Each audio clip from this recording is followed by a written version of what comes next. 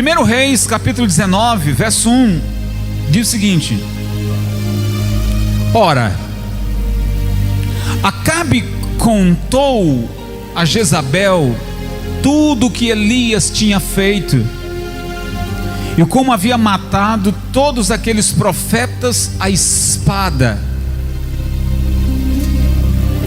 Por isso Jezabel mandou um mensageiro a Elias para dizer-lhe: que os deuses me castiguem com todo rigor, caso, olha a ameaça, caso amanhã nessa hora eu não faça com a sua vida o que você fez com a deles. O que foi que Elias fez?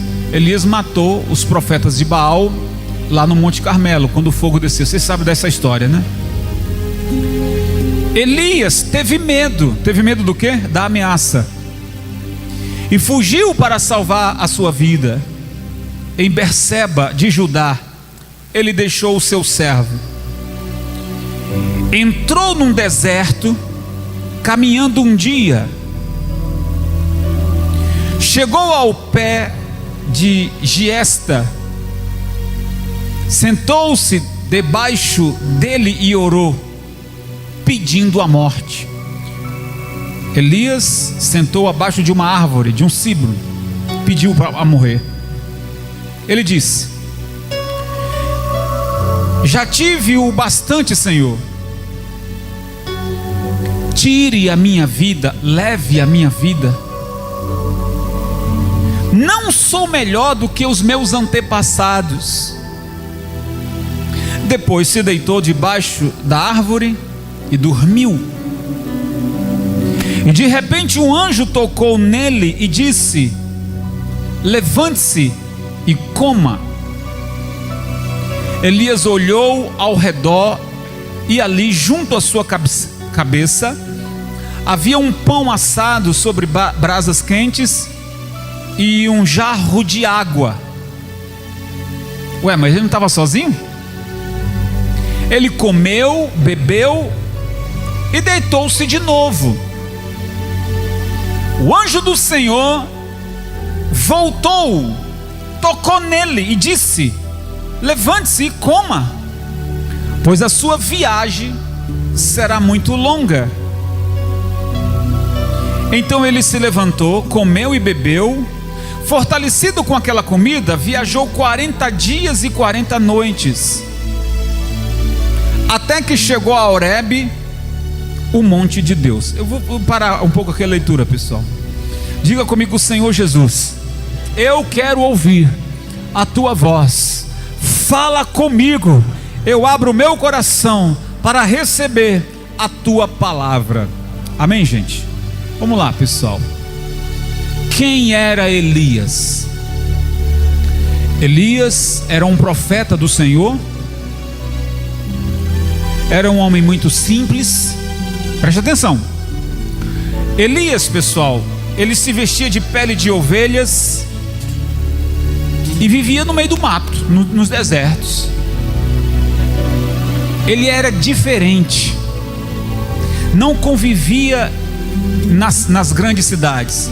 Ia lá para cumprir uma missão e depois voltava para o deserto. Era um profeta.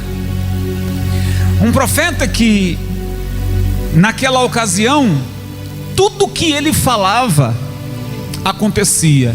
E eu estava lendo ontem essa palavra, e o que me despertou, quer dizer, muita coisa a gente aprende com Elias, mas o que me despertou é que Elias, toda vez que ele iria profetizar, os outros profetas diziam assim, quando iam profetizar: assim diz o Senhor, vai acontecer isso e aquilo.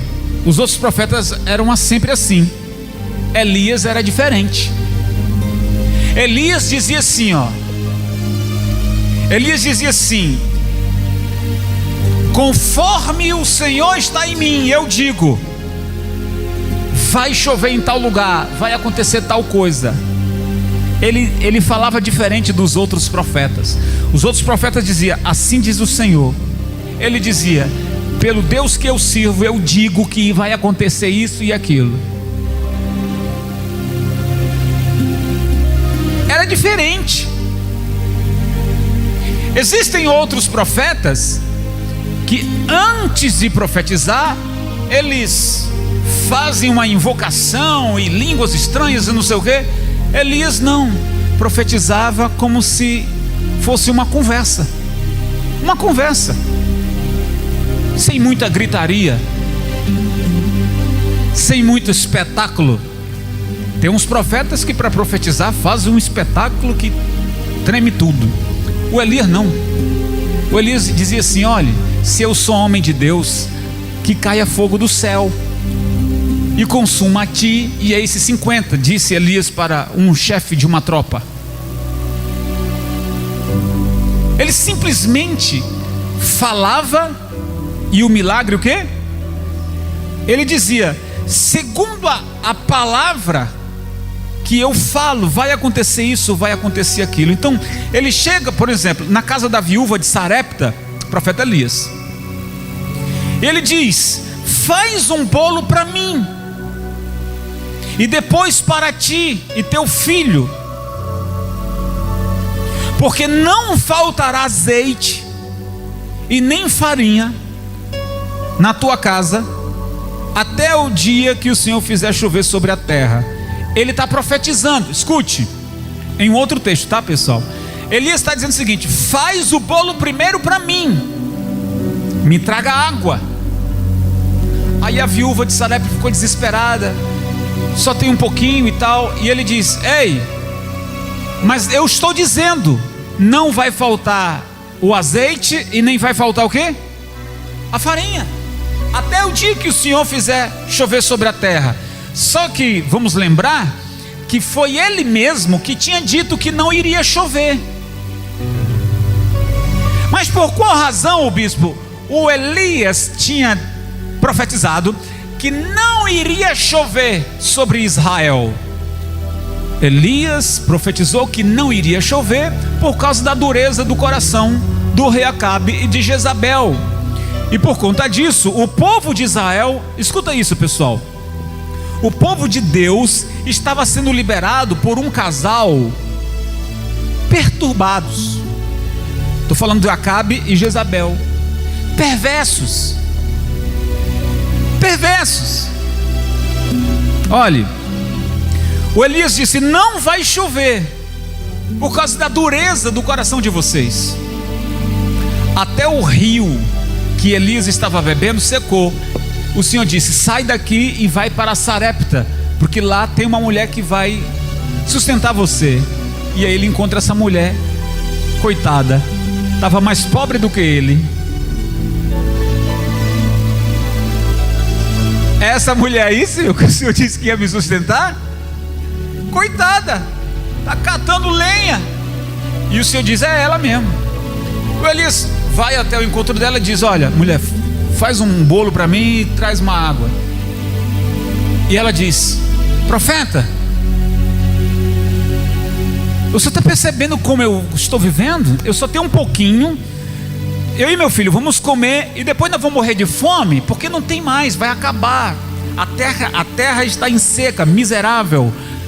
E o Elias está dizendo, esse homem aí, ó, ele está dizendo o seguinte: vai, mulher, faz primeiro para mim. Gente, essa expressão faz primeiro para mim está querendo dizer o seguinte: o primeiro pedaço é de quem?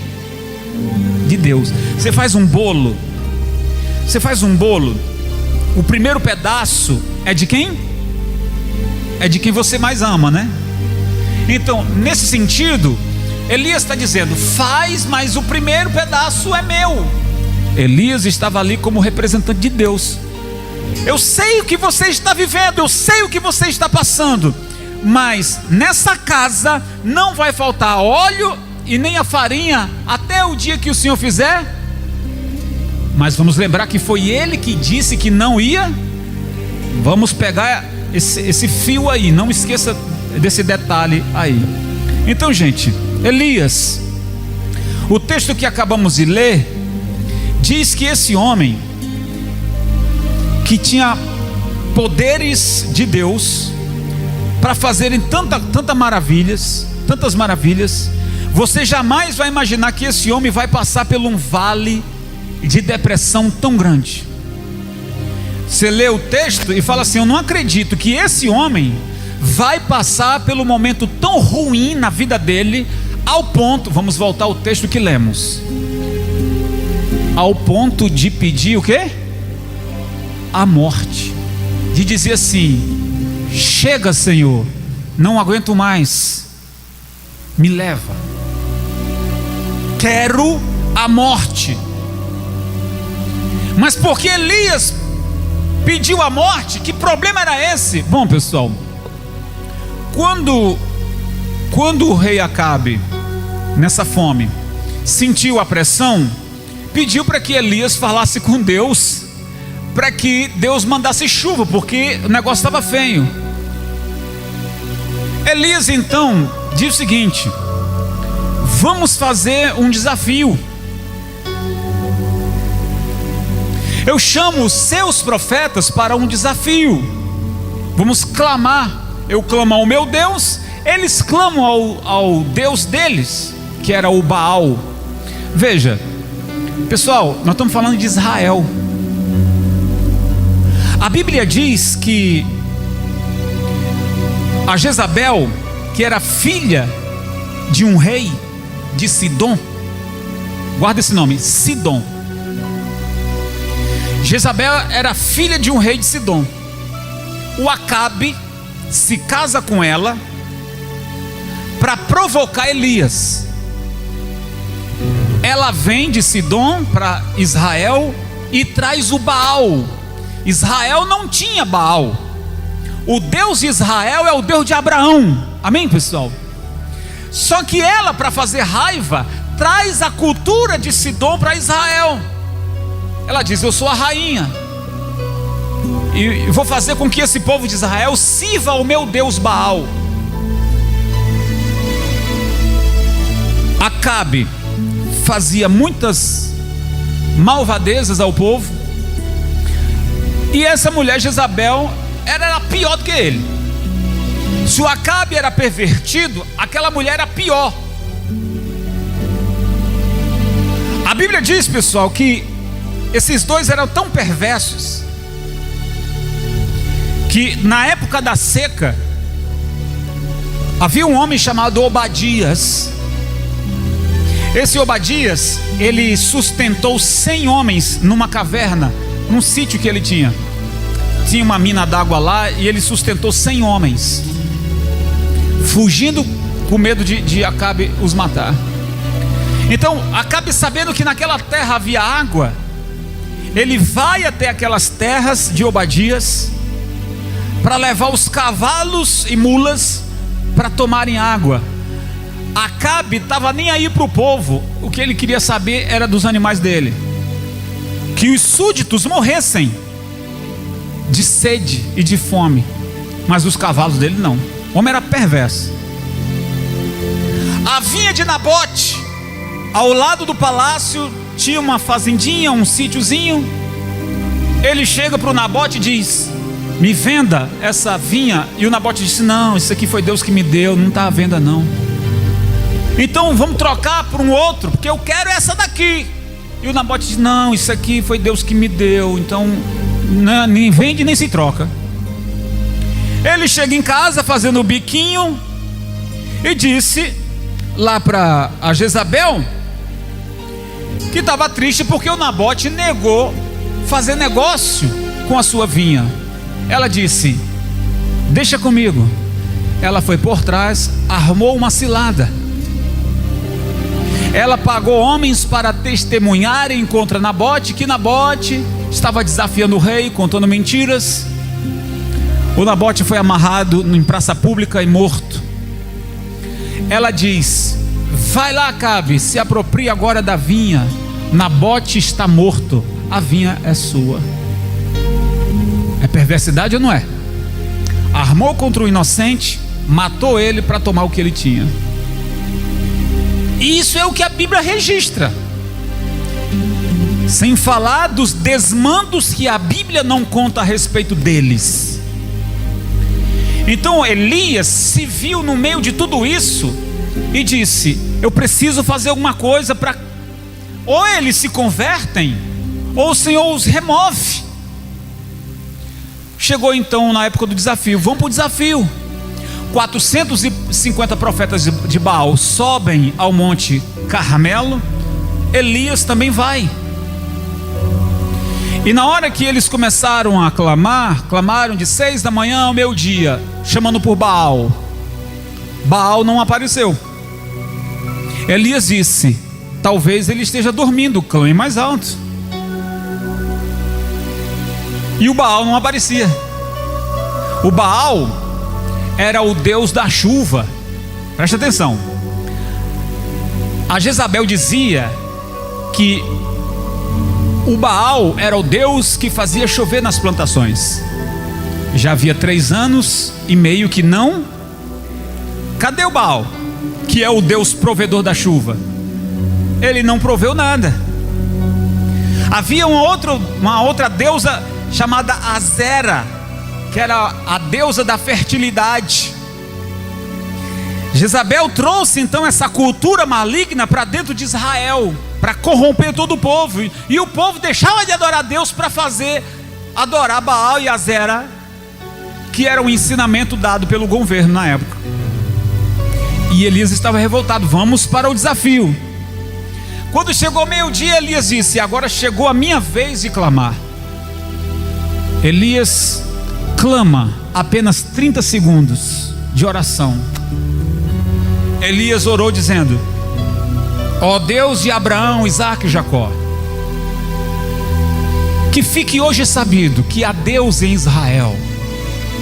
Mande fogo, para que todos saibam que tu és Deus. Caiu fogo, só detalhando que o sacrifício que estava ali sendo apresentado num altar de pedras, colocaram um animal morto, retalhado, lenha, e Elias mandou que jogasse água sobre aquele sacrifício. Água, joga água na madeira. Joga água na madeira. Como é que uma madeira molhada e encharcada vai pegar fogo? As pessoas ficavam olhando e dizendo: ele está louco? E Elias disse: jogue mais água. E água era o que mais faltava naquela época. E Elias disse: jogue água, jogue mais, jogue mais. E quando ele orou, o fogo do céu desceu, queimou o holocausto, queimou a madeira, queimou o sacrifício. O fogo ficava assim, ó, em cima da água, porque a água ficou empoçada ao redor daquele altar, e o fogo ficava queimando em cima da água. Olha para isso. E eles viram.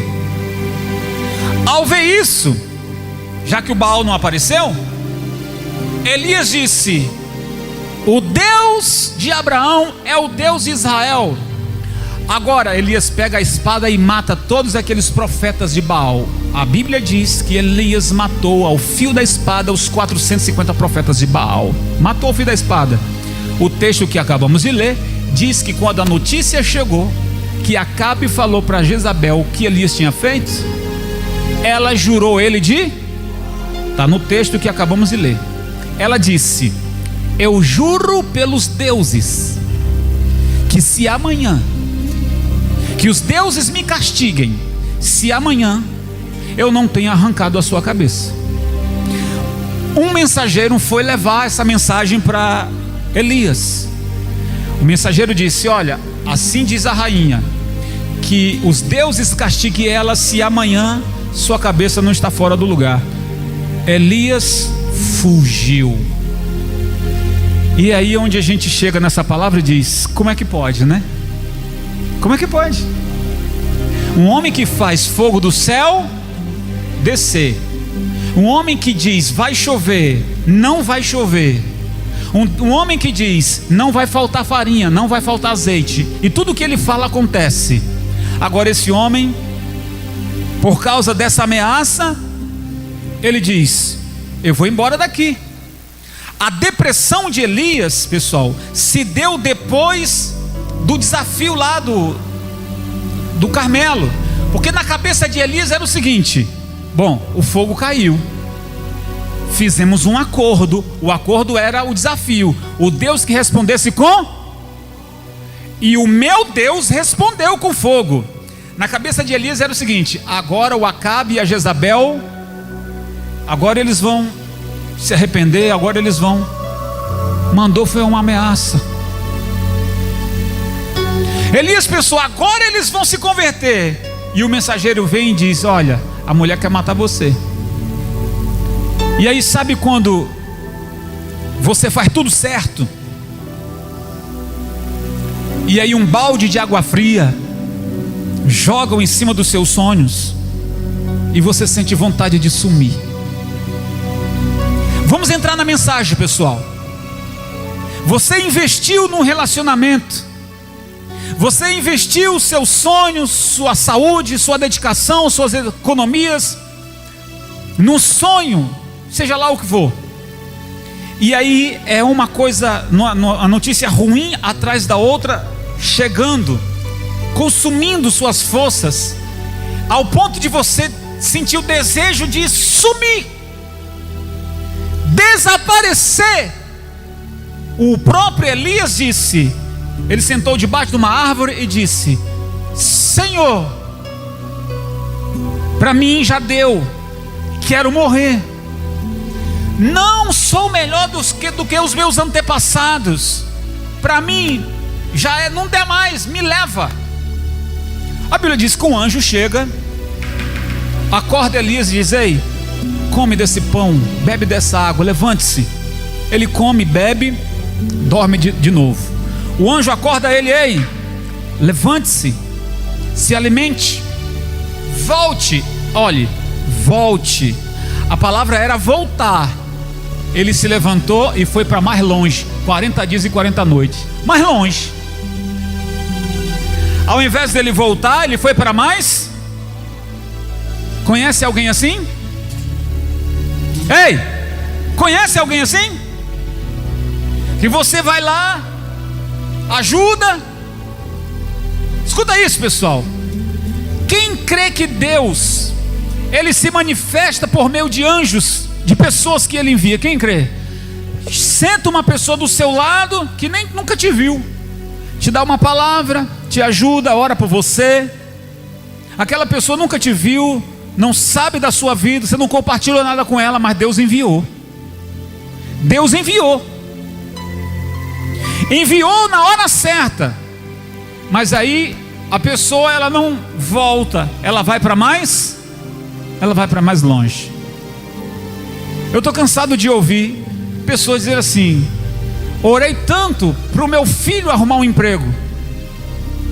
Ele disse que depois que arrumasse o emprego vinha para a igreja. Agora ele só vive no bar. Pedi para Jesus curar o meu parente. Ele disse que quando fosse curado ia vir para a igreja.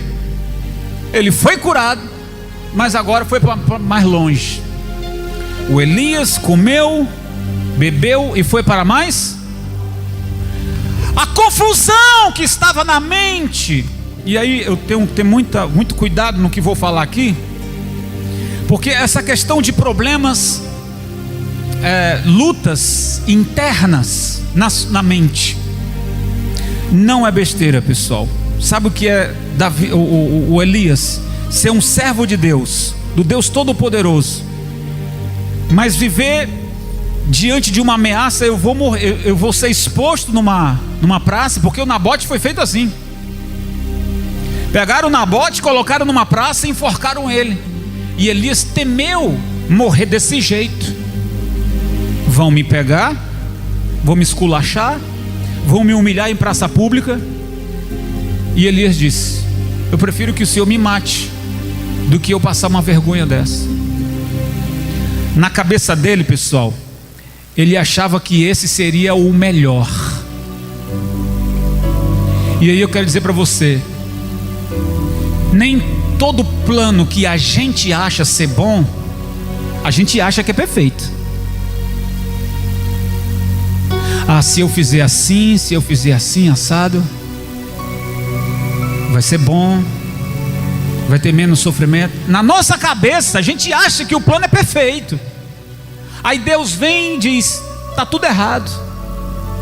Deus vem, aparece para você, ou quem sabe agora mesmo me usando para dizer a você que tudo que você imaginou o seu plano perfeito, o Senhor está dizendo: não é, porque eu é que sei que pensamentos tenho a vosso respeito, diz o Senhor. Diz o Senhor. Então tenha calma, Deus vai sustentar você. Elias pensou que ia pegar ele, bater nele, colocar ele numa prisão até ele morrer de fome. E eu estou dizendo para você: Deus vai te sustentar. Diga: Deus vai me sustentar. Deus vai sustentar você. O pior de tudo, pessoal, é que quando a pessoa está vivendo em esfriamento espiritual, a pessoa está no esfriamento espiritual, ela não percebe o que está acontecendo à sua volta. Cuidado, viu? Porque Satanás, ele vai atacar quando você estiver mais vulnerável. Então, sair da igreja, sair da presença de Deus e ir para longe, cuidado, porque Satanás, ele pode acabar com a sua vida no momento que você está mais vulnerável. E entendam, eu estou falando de frieza espiritual. Eu vou dizer de novo, para não servir de corte maldoso. Eu estou falando de alguém que está passando um processo de esfriamento espiritual, parou de orar, parou de vir à igreja, parou de servir ao Senhor, você se afastou. Na sua mente vem pensamentos que para você é o melhor plano, e eu estou dizendo debaixo da palavra que você está correndo um grande perigo de sucumbir, porque Satanás pode acabar com a sua vida no seu momento mais vulnerável. 1 Coríntios capítulo 10 e versículo 12 diz assim: aquele que julga estar firme, ou aquele que julga estar de pé, aquele que pensa que está bem, Paulo diz: cuide-se para que não, eu vou repetir, assim, aquele que julga está bem, firme ou de pé, vai o conselho: cuide-se para que não, está dizendo aqui, cuide-se para que você não caia. Então, irmãos, as tentações que você tem de enfrentar são as mesmas que os outros enfrentaram, mas Deus cumpre a sua promessa, não deixará que você sofra tentações que você não possa suportar. As lições que aprendemos hoje aqui com Elias é que aquele homem cheio de vitórias, como homem, como ser humano, viveu uma fase terrível emocional. Olhe para mim, preste atenção, por favor, pessoal. Será que Elias cometeu algum pecado para ficar depressivo? Às vezes, erroneamente, a gente tem eu disse erroneamente, a gente tem um costume de pensar: o fulano caiu, sucumbiu, porque está no pecado. Às vezes, erroneamente, temos o costume de julgar os outros pela nossa visão, mas aquela pessoa teve um surto, teve um problema não espiritual, mas emocional. Quem está entendendo, pessoal? Está comigo? Emocional. Ela não pecou, não. Elias pecou? Não. Escute, pessoal, uma carga tão pesada, tão violenta veio sobre Elias que ele diz: eu quero morrer. Não quer dizer que ele estava endemoniado. Não sou advogado de Satanás, mas nem tudo é o diabo. Nesse caso aqui, era o diabo? Não. Elias viveu uma situação muito difícil. Ele vai para mais longe, ele chega lá, subiu no monte. A Bíblia diz que, eu vou contar, porque se for ler o texto vai demorar um pouco. A Bíblia diz que, de repente lá no monte onde ele estava, na caverna, entrou um fogo. O fogo entrou dentro da caverna. Ele disse: chegou a hora, eu pedi para morrer, vou morrer queimado. Esse fogo veio para me queimar. O fogo passou por ele, mas não queimou ele. Passou-se alguns minutos, a caverna tremeu, as rochas começaram a bater na outra. Chegou a minha hora de morrer, eu pedi para morrer, uma pedra dessa vai cair sobre mim, me esmagar, eu vou morrer. O terremoto passou por ele, mas nenhuma pedra caiu nele. Ele está vivo. A Bíblia diz que veio um vento calmo, e nesse vento calmo uma voz que dizia: Elias, que fazes aqui?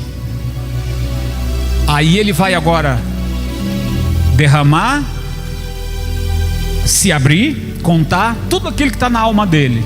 Olha o chororô: Senhor, estou aqui porque mataram os meus colegas, todos eles mataram, fiquei sozinho, agora querem matar-me, por isso estou aqui.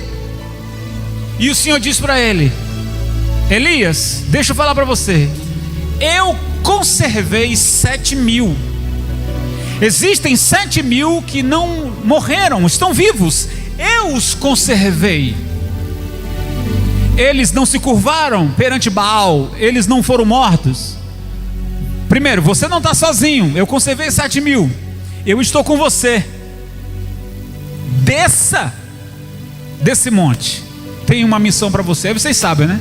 Deus deu uma missão para ele, era 3 coisas: ungir o novo rei de Israel, ungir o novo rei de Judá, e ungir o profeta Eliseu no lugar dele de profeta. Então veja que tinha uma missão, ou uma última missão: ungir 2 reis, perdão gente, o rei da Síria, ungiu o rei da Síria e ungiu o rei de Judá. Ué, como que ele vai desapossar o rei Acabe? Como que ele vai desapossar um rei também inimigo da Síria? Era uma missão espinhosa. E por último, unge Eliseu, profeta, em teu lugar. E eu, Senhor, chegou o meu fim, e eu? O Senhor dá uma missão para ele. Então, o que eu aprendo nessa palavra, pessoal, é que às vezes nós queremos tudo na mão, tudo fácil, instalar de dedos, sim ou não? A gente quer assim, ó. E Elias parece que estava meio acostumado com isso, sabe? Vai chover, não vai chover, caia fogo do céu. Elias parece que estava meio acostumado com isso. E o Senhor diz: vamos melhorar o negócio. Você vai desapossar o rei Acabe e ungir outro rei no lugar dele. Era uma situação, digamos assim, humanamente falando, impossível. E lá na Síria ia ungir outro rei, chamar o Eliseu e ungir como novo profeta, seria uma missão, digamos, mais fácil. Mas sempre pensando: e o que vai ser de mim? O resto a gente já sabe, que Elias foi arrebatado num carro de fogo, o Senhor levou Elias. Mas o que eu quero retratar nessa mensagem para você é que enfado emocional, espiritual, se não tratado, se não cuidado, você pode cometer muitas maluquices, bobagens.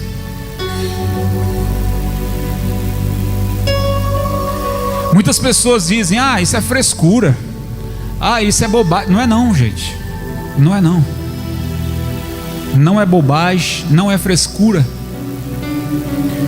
O enfado emocional, os fardos que vêm sobre a mente de uma pessoa que comete o suicídio, cometeu suicídio não porque amava, achava que aquilo seria um ato glorioso.